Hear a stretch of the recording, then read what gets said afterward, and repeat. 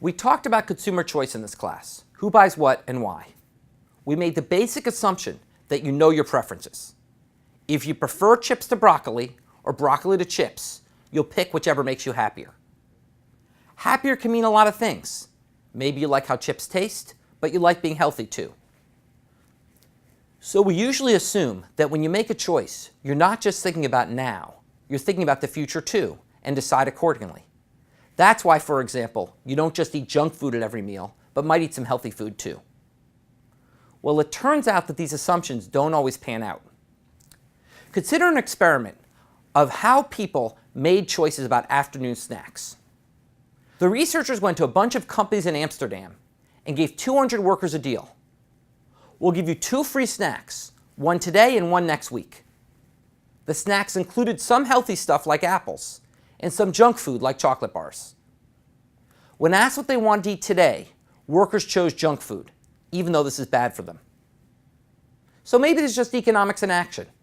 People have preferences, and maybe most of the people in the experiment like junk food more than they like healthy food. But that's not exactly right. Because when the experimenters asked, which snack do you want next week, most participants switched and said they'd want a healthy snack. And then another weird thing happened. Even for the folks who chose healthy food, when the experimenters came back a week later and said, here's your food, would you rather change your mind and have junk food now? Many people did. So it seems there's an inconsistency here. People want junk food now and say they want healthy food in the future. But when the future comes, they switch back to wanting junk food now. So what's going on? What's going on is something psychologists have known about for a long time. People have self-control problems. When choosing for today, people make the tempting choice. But when choosing for the future, they're more willing to consider what's better for their health.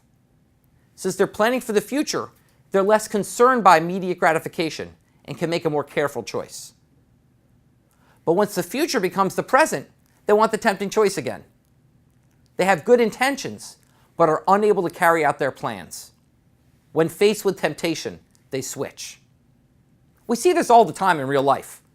Folks sign up for the gym intending to go, but don't actually go, or they plan to stop drinking or smoking in the future, but when faced with that choice, they don't actually do so.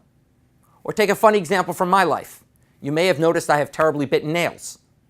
I keep playing to stop biting my nails, but when I'm facing a deadline or my sports team is in a tight game, I just can't resist and I keep biting them. In other words, consumer theory isn't always as simple as picking what makes you happiest.